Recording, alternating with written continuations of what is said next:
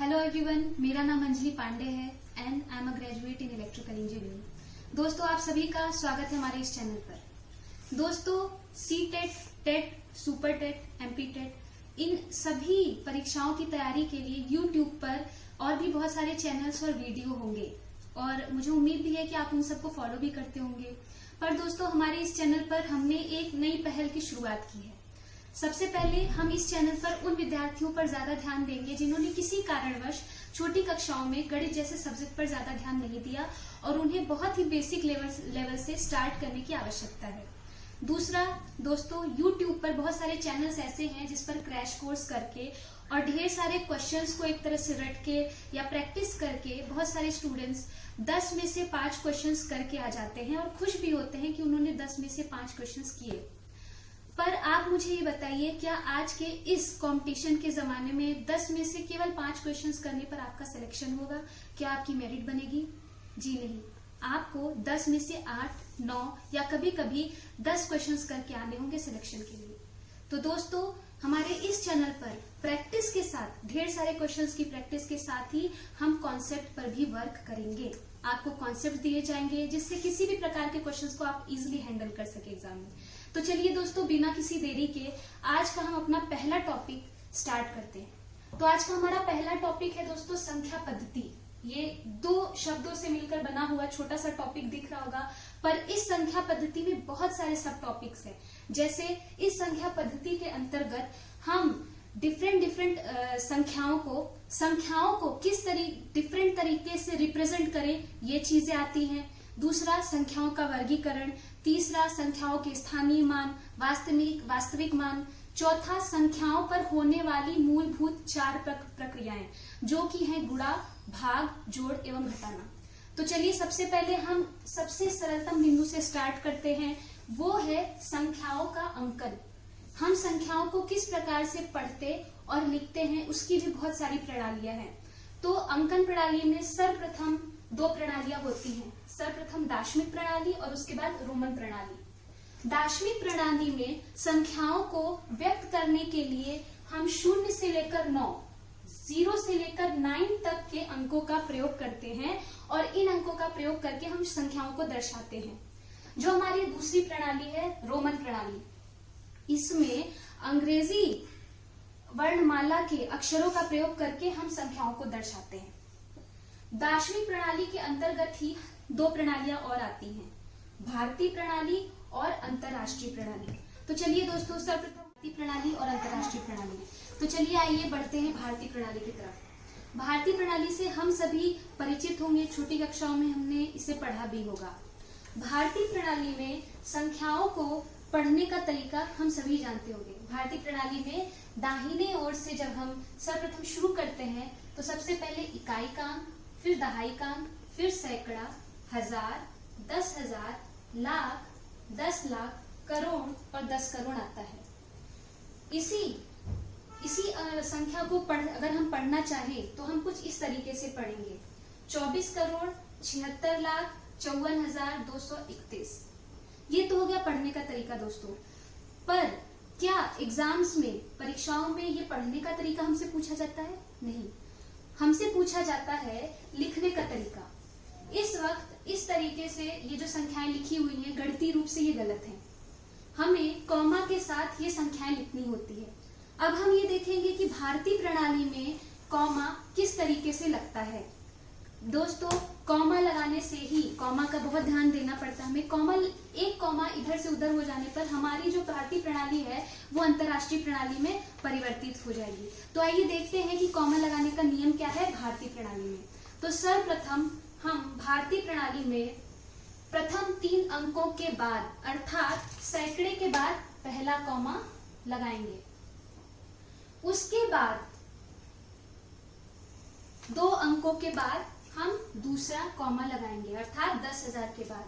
और इसी प्रकार इसके बाद 2 अंकों को छोड़कर हम कॉमा लगाते जाएंगे, अर्थात 10,000 के बाद हम 10 लाख पर कॉमा लगा देंगे। तो दोस्तों हम फिर से एक बार देख लेते हैं कि सर्वप्रथम 3 अंकों को छोड़कर पहला कॉमा अर्थात सैकड़े पे, फिर 2 अंकों को छोड़कर पहला दूसरा कॉमा अर्थात 10,000 पे, फिर इसी प्रकार 2 अंकों को छोड़कर हम कॉमा लगाते जाएंगे। और यही तरीका है भारतीय प्रणाली में संख्याओं को लिखने का। तो आइए हम कुछ और एग्जाम्पल्स देख लेते हैं।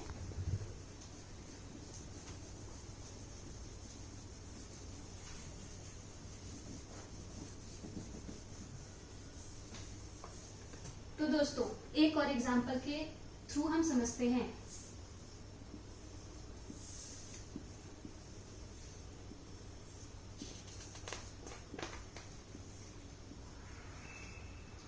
ऐसा ही इस तरीके का ही कुछ प्रश्न आपके क्वेश्चन पेपर में होगा, जिसमें इसी तरीके से नंबर्स लिखे होंगे और विकल्प में कॉमा के साथ नंबर लिखे होंगे और कुछ इस प्रकार से क्वेश्चन फ्रेम किया होगा कि इसको भारतीय प्रणाली में किस तरीके से लिखेंगे या भारतीय प्रणाली में लिखने का सही तरीका बताइए। तो इसके लिए आपको नियम याद होना पड़ेगा। तो इसको भारतीय प्रणाली में जैसा कि अभी हमने देखा, सर्वप्रथम 3 अंकों के बाद अर्थात सैकड़े पर एक कॉमा, उसके बाद 2 अंक के पश्चात हम कॉमा लगाएंगे अर्थात दूसरा कॉमा लगेगा 10,000 पे और फिर उसके बाद एक कॉमा लगेगा 10 लाख पे। चलिए एक और एग्जांपल देखते हैं।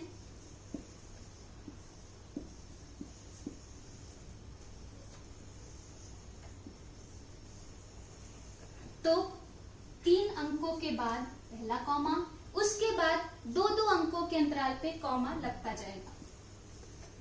ठीक इस प्रकार से दोस्तों ये बहुत ही सरल टॉपिक है, पर सरलता की वजह से हम कभी कभी इसको छोड़ देते हैं। और बहुत ही दोस्तों अभी हमने संख्याओं को लिखने और पढ़ने की भारतीय प्रणाली देखी।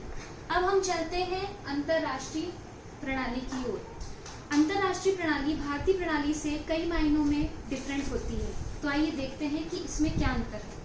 सर्वप्रथम ठीक उसी प्रकार से दाहिनी ओर से स्टार्ट करते हुए इकाई, दहाई, सैकड़ा, हजार, 10,000, यहाँ तक तो सारी चीजें भारतीय प्रणाली की तरह थी, परंतु 10,000 के बाद लाख की जगह हमने यहाँ पर 100,000 का प्रयोग किया है। ठीक उसी प्रकार आगे बढ़ते हैं। अब हमने यहाँ पर 10 लाख की जगह 1 मिलियन का प्रयोग किया है। उसी प्रकार यहाँ पर 1 करोड़ के लिए 10 मिलियन, 100 करोड़ के लिए 100 मिलियन का प्रयोग किया है। और अगर हम इसे और भी आगे बढ़ जाएं तो 1 बिलियन के लिए 1 अरब की जगह 1 बिलियन का प्रयोग किया है। और ठीक उसी प्रकार 1 बिलियन के बाद 10 बिलियन आता है। तो एक बार और देखते हैं। इकाई, दहाई, सैकड़ा, हजार, 10,000। अब थोड़ा सा अलग है अंतरराष्ट्रीय प्रणाली में। 100,000, 1 million, 10 million, 100 million, 1 billion, 10 billion. यहाँ देखने वाली बात यह भी है, एक चीज ध्यान रखने वाली बात, 1 मिलियन बराबर 10 लाख और 1 बिलियन बराबर 1 अरब अर्थात 100 करोड़। तो दोस्तों ये तो हो गई। अब पढ़ने की बात देख लेते हैं कि इस अंक को हम पढ़ेंगे कैसे। तो अंतरराष्ट्रीय प्रणाली में इस अंक को हम पढ़ेंगे 54 बिलियन 984 मिलियन 345,673। एक बार और देखते हैं। 54 बिलियन 984 मिलियन 345,673। ये तो हो गई दोस्तों पढ़ने की बात। अब ठीक उसी प्रकार भारतीय प्रणाली के अनुसार ही यहाँ पर गणितीय रूप में अंकों को सही तरीके से लिखने के लिए हम कॉमा का प्रयोग करेंगे। पर भारतीय प्रणाली से इस प्रणाली में थोड़ा सा अलग नियम है। हम यहाँ पर पहला कॉमा 3 अंक के बाद लगाएंगे। जी हाँ, पहला कॉमा ठीक उसी प्रकार से 3 अंक के बाद। भारतीय प्रणाली में इसके बाद हम 2 अंकों के बाद कॉमा लगा रहे थे, परंतु यहाँ हम उसी क्रम में 3 अंकों के बाद कॉमा लगाएंगे। दोस्तों एक बार फिर देखते हैं कि अंतरराष्ट्रीय प्रणाली में कॉमा लगाने का तरीका है हमेशा 3 अंकों के बाद कॉमा। तो आइए देखते हैं। सर्वप्रथम कॉमा सैकड़ा के बाद, दूसरा कॉमा 100,000 के बाद और तीसरा कॉमा यहाँ पर 1 मिलियन, 10 मिलियन, 100 मिलियन के बाद लगेगा। और उसके बाद ये 2 अंक हैं, 3 अंक नहीं है, तो हम यहीं पर रुक जाएंगे। आइए अब इसको कुछ एग्जाम्पल से हम समझते हैं। देखिए ये एक एग्जाम्पल है। यहाँ पर पहला कॉमा 3 अंक के बाद, दूसरा कॉमा भी 3 अंक के बाद, तीसरा कॉमा भी 3 अंक के बाद।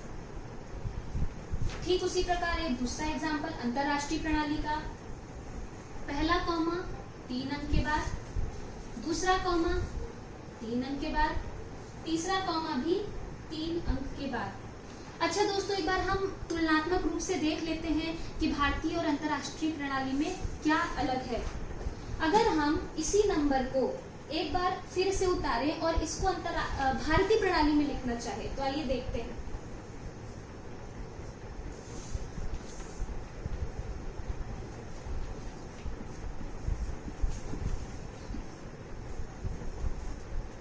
इसको भारतीय प्रणाली में लिखने का तरीका 3 अंकों के बाद सर्वप्रथम कॉमा, उसके बाद 2 अंक के बाद कॉमा लगता जाएगा।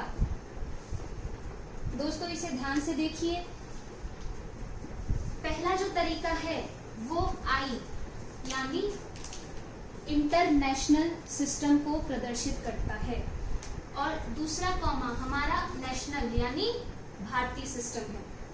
तो इस प्रकार से ध्यान रखने की जरूरत है। कभी कभी हम कंफ्यूजन में या फिर नॉलेज की कमी के कारण कहीं भी कॉमा लगा देते हैं और इससे हमारा सवाल गलत हो जाता है। तो दोस्तों ये तो रहा आज का हमारा टॉपिक। हमारा अगला टॉपिक होगा रोमन प्रणाली की संख्याओं को रोमन प्रणाली में किस प्रकार प्रदर्शित करते हैं। उम्मीद करती हूँ दोस्तों कि आपको हमारा ये वीडियो पसंद आया होगा।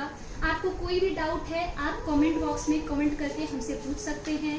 और प्लीज़ अगर हमारी ये पहल आपको पसंद आई तो हमारे चैनल को सब्सक्राइब करें और बेल आइकॉन ऑन कर दें, जिससे जब भी हमारी वीडियो आएगी आपको नोटिफिकेशन मिलता रहेगा। धन्यवाद दोस्तों।